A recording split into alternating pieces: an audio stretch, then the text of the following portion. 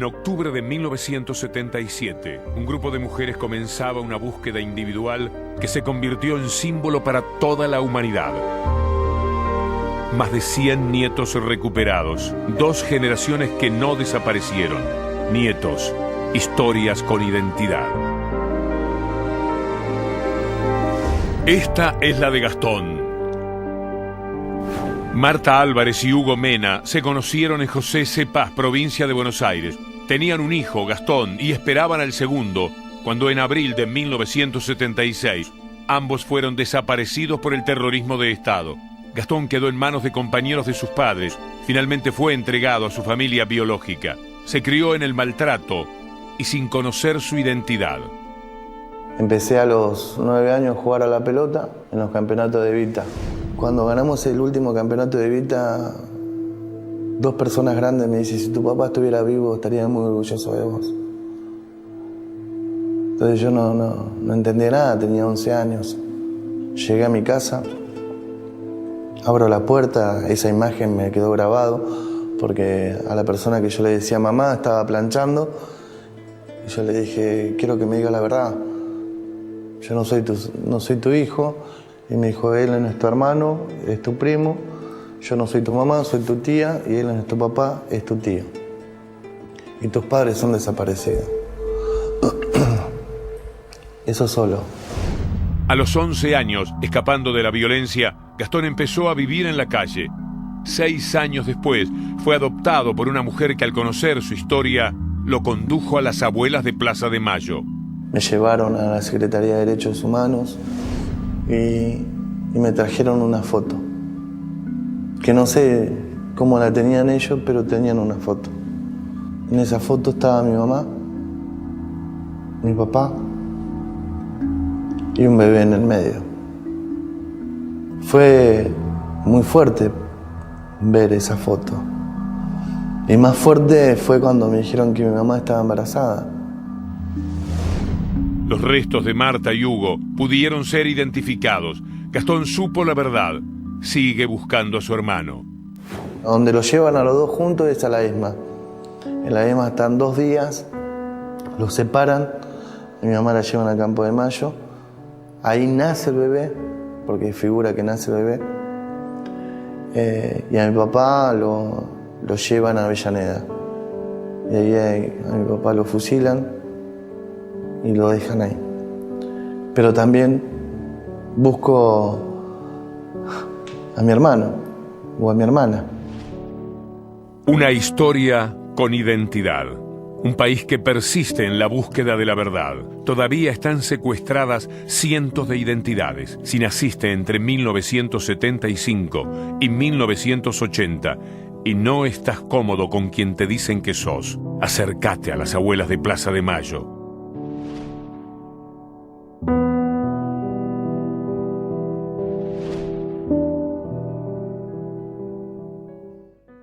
Bueno, y ahí están viendo ustedes el rostro del protagonista de esta historia que en apenas 3 minutos y algunos segundos más, Víctor Hugo Morales contaba en la pantalla de la televisión pública.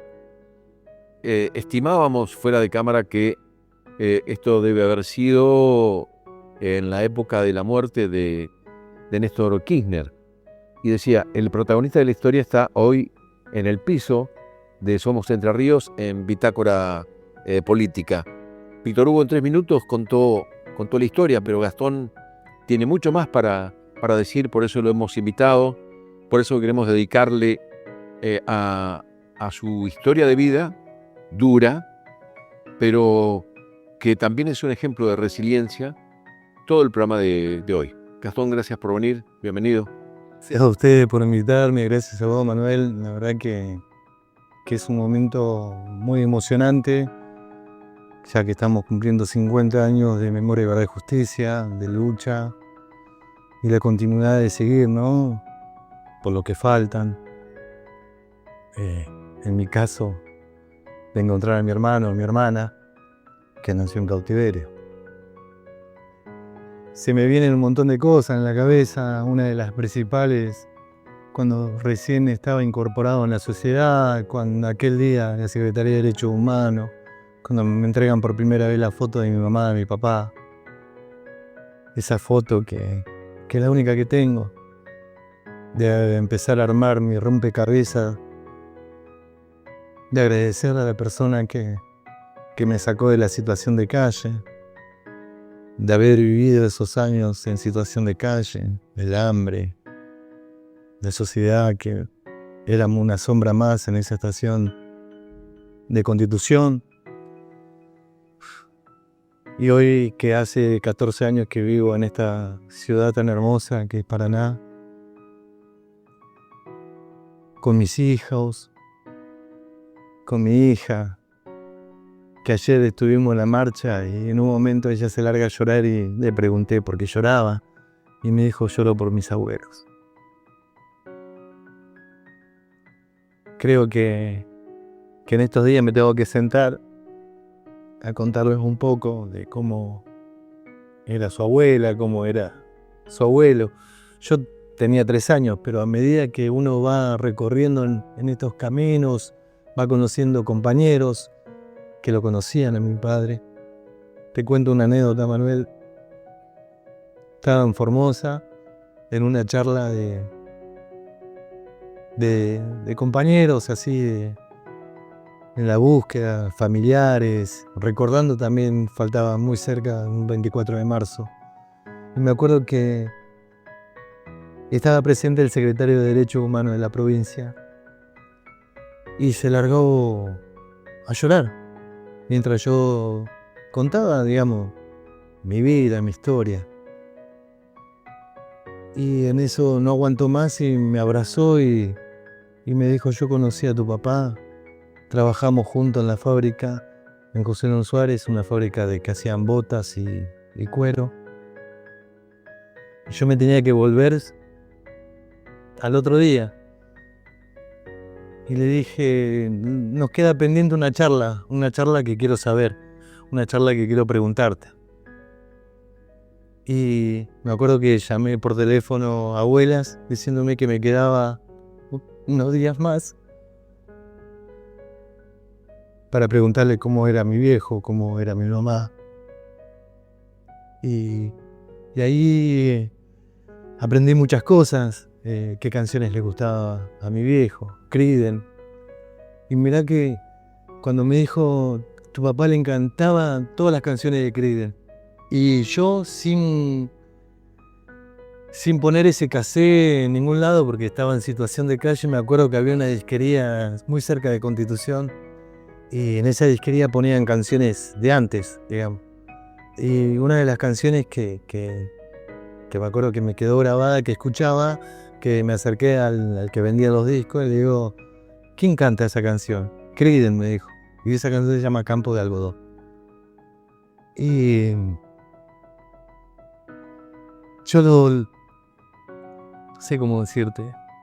Era como que estaban conmigo, digamos. Después uno que va enterándose de este armado de rompecabezas, cuando me contó esto este compañero Sergio, le comenté la anécdota esa y me dice: estaban con vos, aunque vos estés en situación de calle, sin duda.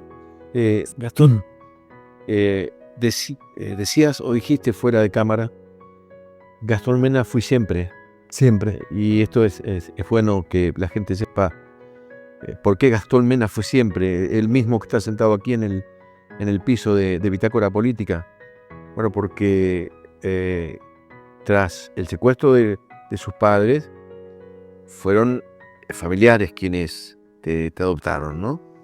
¿Cómo fueron esos 11 años? ¿Qué recuerdos tenés de esos 11 años hasta que llegó el momento? Te veo con la camiseta y lo veo a Maradona ahí, Sí. y pone en evidencia el amor que tenés por el fútbol. Sí. Y un partido de fútbol te lleva a descubrir tu verdadera historia, ¿no? Sí, así fue. En esa casa, en esa noche que primero decide mi abuelo que me encuentra a mí en la puerta de la casa que le habían tocado, envuelto yo en una frazada con una mamadera. Al otro día deciden mi abuelo paterno con sus hijos a ver quién se quedaba con Gastón. Y mi tía, la hermana de mi papá, decide quedarme con ellos. Yo tenía 3 años. Cuando empiezo a recordar todo esto, a partir de los 6 años, yo viví en esa casa solamente maltratos, no me festejaban un cumpleaños, no sabía qué era un regalo o una caricia o un consejo o ir tomado de la mano para ir a una plaza, no sabía qué era eso. Entonces a mí siempre el fútbol me gustó, siempre. Y me escapaba a la siesta para ir a jugar a la pelota. Y cuando se enteraban que yo no estaba durmiendo la siesta, era ir a buscarme y me traían. No por la buena, precisamente. No por las buenas. Llegó un momento del campeonato de Evita al barrio. Entonces un chico me dijo que si yo quería jugar, le dije que sí, que iba a hacer lo posible para estar. Y se jugaba todos los sábados a la mañana. Y nuestro equipo se llamaba El Santo. Y nosotros veníamos ganando campeonato. Y bueno, y llega un momento, el último partido, cerraba los campeonatos de Evita, cerraban. Esa gente, hubo mucha gente en esa cancha, mucha gente del barrio, de distintos barrios, pero más del barrio donde es nuestro. Y había gente muy grande, mayor que yo, como la edad de las personas que yo le decía papá. Y seguía, yo hago un gol, terminamos nosotros el campeonato y se acerca esta persona mayor y me dice: si tu papá estuviera vivo, estaría muy orgulloso de vos. Yo me acuerdo que salí corriendo, no festejé nada, salí corriendo, llegué a mi casa, la señora que yo le decía mamá estaba planchando. Le dije: quiero saber la verdad, yo no soy tu hijo. Me dijo: andá, bañate, vení a sentarte. Creo que fue la ducha más rápida que me pegué en mi vida. Cuando me senté, estaba ella, estaba la persona que yo le decía papá y mis 2 hermanos, que yo le decía hermanos. Me dijo: yo no soy tu mamá, soy tu tía. Él es tu papá, es tu tío, y ellos no son tus hermanos. Yo lo único que te voy a decir es que tus padres son desaparecidos. Que en aquel momento en mi cabeza no había esa palabra desaparecido. Yo la tomé como que me habían dejado, que me habían abandonado, que me enojé. ¿No te remitiste a lo que había pasado durante la dictadura? No, ¿Tu reacción fue el enojo? fue el enojo con mis verdaderos padres. Claro. Y entré en esa etapa de rebeldía, no hacía las cosas, me escapaba, no hacía caso, no iba al colegio, me hacía la rata. Y los maltratos seguían y bueno, llegó un momento del Mundial 86. Que ahí está Diego. Llegó ese partido tan importante para todos los argentinos. Yo era chico y yo lo único que quería es que el Diego lo dé esa alegría. Por ahí escuchábamos los chicos de la guerra, de Malvinas, pero era muy joven, muy pibe, y no entendía que fue una guerra injusta. Y me acuerdo que me subí a un camión con bandera, todo, y aparecí en el obelisco. Y cuando volví re contento, festejando. Y la persona que yo le decía papá me recibió a puño cerrado, con golpes, pegándome por todos lados, gritándome, insultándome. Y me echó de mi casa. Yo salí corriendo, no quería ni mirar para atrás por miedo a que él esté ahí. Tomé un tren, llegué a donde terminaba el tren, que era Retiro. Llegué caminando, pasé por el obelisco de vuelta. llegué a una plaza grandísima y en esa plaza había como rejillas que largaban calor. Después uno entendió el porqué, por los subtes que largaban calor. Y esa noche hizo frío. Mientras yo me acomodaba para no pasar el frío, se acercaron 4 chicos con una frazada, con un manto, y me taparon. Y al otro día me preguntaron cómo me llamaba, le dije Gastón, y uno de ellos me dijo, bienvenido a la familia Tonga. 11 años. 12 años. 12. Yo siempre digo que por ahí era mi edad, 12 años, porque no me festejaban los cumpleaños, yo no sabía qué día era mi cumpleaños. Y a partir de ese momento empecé a vivir en la calle, a sentir esa discriminación de la sociedad. Por ahí uno interpreta de que el país estaba en otro. Nosotros éramos una sombra más dentro de una estación de tren. Qué fuerte. Una sombra más dentro de la estación. Sí. Porque te empujaban, no respetaban nada. Si vos le pedías, ni siquiera te miraban. Me lavaba porque lo gritaban negro, me acuerdo, negro sucio, gritaban, y yo, para no ser negro, decía yo, y no ser sucio, me lavaba la cara en una canilla que continuamente salía agua de la estación de tren, en un vagón muy cerca que era una ranchada, y me refregaba la cara para estar limpio, y las manos. Gastón, eras un niño que estaba en situación de calle. Sí. ¿Cuánto tiempo transcurrió en ese estado? Mira, yo lo llevo que estuve alrededor de 6 años, 16, 17 años. Porque el más miedo mío era el hambre. El hambre era terrible. Era... No lo puedo... A veces uno dice, bueno, tengo hambre, y qué sé yo, te comes un pan o tomás un mate cocido o tomás unos mates. No. ¿Y a qué te condujo el hambre? A tomar la decisión de robar. Y no fui a robar. Fui a pedir. Fuiste a pedir. Cuando entré a una panadería, le dije al panadero, al que atendía ahí, si tenía algo para darme de comer. Me dijo, no, andate de acá, pendejo. Me insultaba, entonces le manoteé unas medialunas y salí corriendo. Cuando llegué a la estación de tren, en esa calle Brasil, costadito de la estación, que es entrada y salida de tanta gente, parada de colectivo de la mano del frente, me choqué con una señora.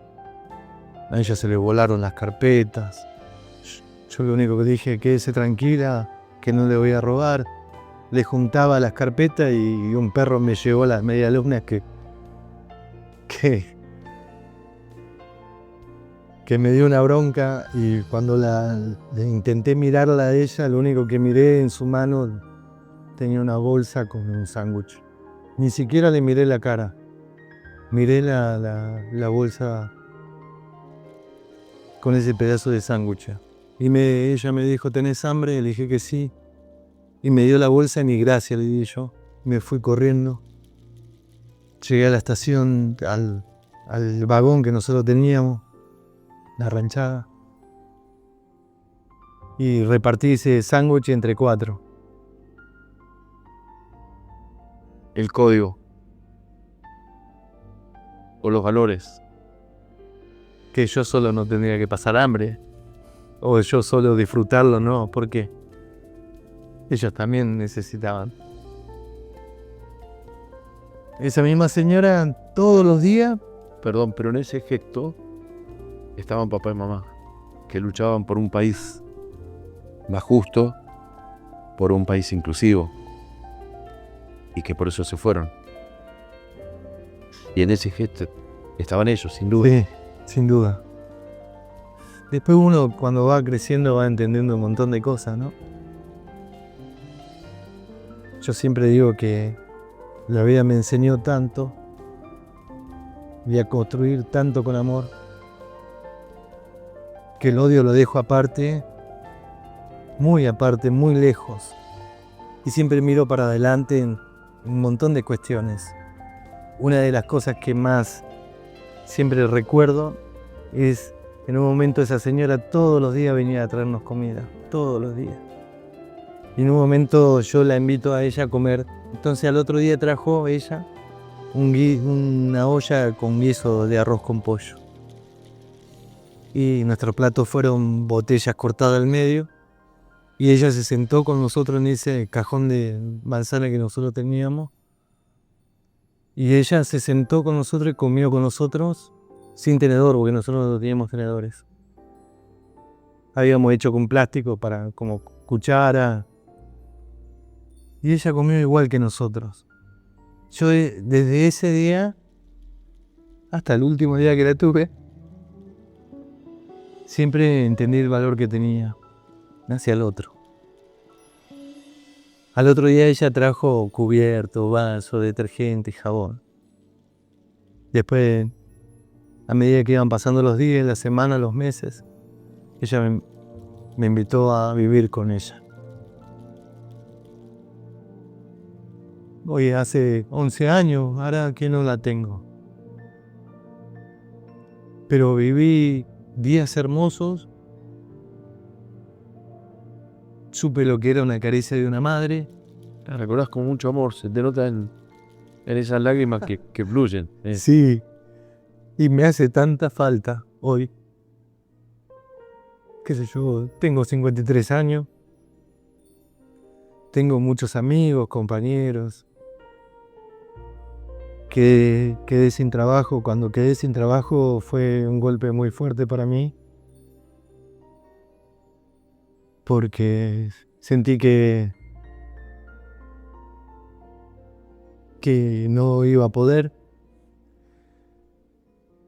Y hoy sigo resistiendo. Y por eso a lo que iba, ¿no? La vida me va enseñando un montón de cosas. Y aprendiendo. Qué importante que fue esa persona en tu vida, no solamente por el cariño que te dio, sino porque fue quien te condujo a que, encontraras al fin algo de tu propia historia, es decir, Sí, que sufrió de tu papá y de tu mamá. Yo siempre es algo que siempre agradezco, siempre se lo dije a ella estando viva, siempre se lo dije. Aquel día, aquella Navidad que habíamos pasado juntos, de haber brindado, de haber disfrutado esa noche y ella preguntándome, Gastón, yo quiero saber la verdad porque fuiste un chico de la calle. Y yo diciéndole, yo no quise ser un pibe de la calle, a mí me echaron de mi casa. Y lo único que sé es que mis padres son desaparecidos. Y a ella se le llenaron los ojos de lágrimas, me abrazó y me dijo, yo acompaño a la lucha de las abuelas. Yo no entendía qué eran las abuelas. Y aquel 27 de diciembre estábamos en la Secretaría de Derechos Humanos. Gente que me buscaba. Gente que me decía, hace mucho que te buscábamos. Y yo le decía, no me buscaron, bien, estaba acá en Constitución. Y se reían, pero yo le estaba diciendo la verdad, claro. Y ahí aparece la foto que por primera vez la veo a mi mamá y lo veo a mi papá. Me acuerdo patente que cuando salí ella me dejó a mí saliendo de la secretaría, ¿no? Dejándome, ¿qué es lo que yo sentía? Lo primero que hice, darme vuelta y abrazarla a ella. Abrazarla a mi segunda madre. Y le dije gracias, gracias, gracias. Gracias. Con Gastón Mena seguimos en un momento nada más, aquí en Bitácora Política.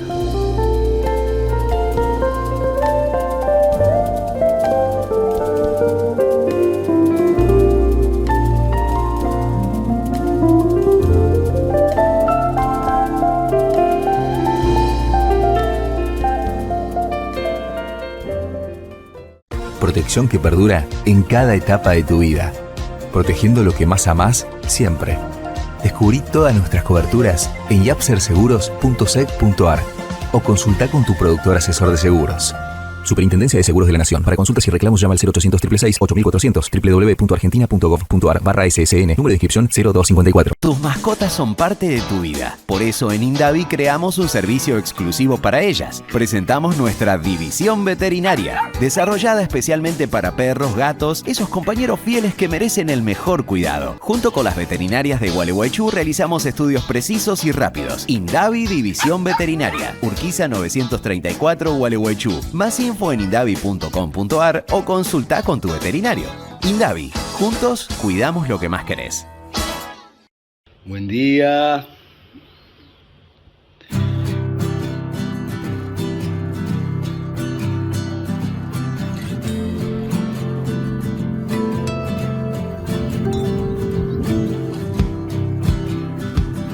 Estamos acá en Pueblo Belgrano. Muy bien.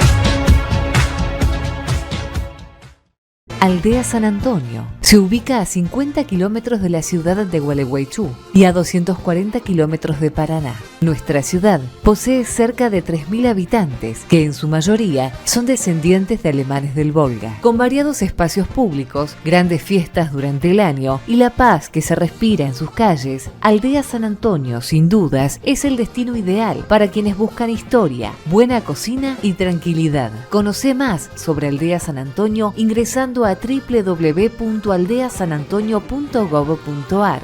Municipio de Aldea San Antonio. Sigamos creciendo juntos.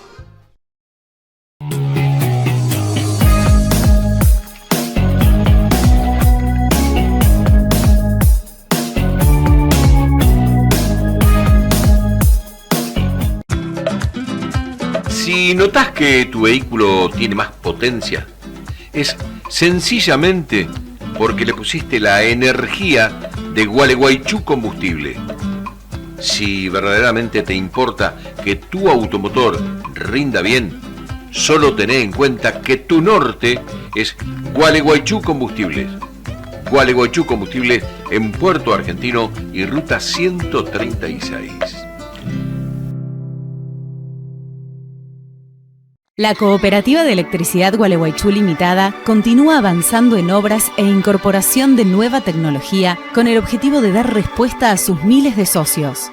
2 años de trabajo ampliando la red eléctrica, materiales de punta y la ampliación de sus servicios, dando un valor significativo a la entidad. En un futuro Internet, TV HD y servicios sociales. Cooperativa de Electricidad Limitada, pensando y actuando en beneficio de Gualeguaychú y la región. Acá en Entre Ríos nada nos la baja, porque siempre es temporada alta. Alta tarde en el río. Mirá una boguita.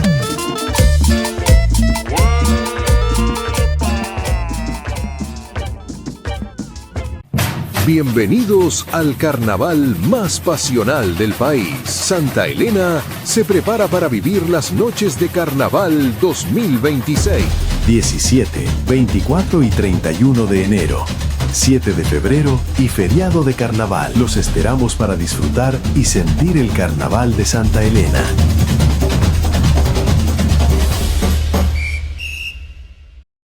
...799 controles de alcoholemias positivos en 2025. 799 decisiones irresponsables que pudieron terminar en tragedia. Terminar con este número depende de todos. Si tomaste alcohol, no manejes. Este es un mensaje de la Cámara de Diputados de Entre Ríos.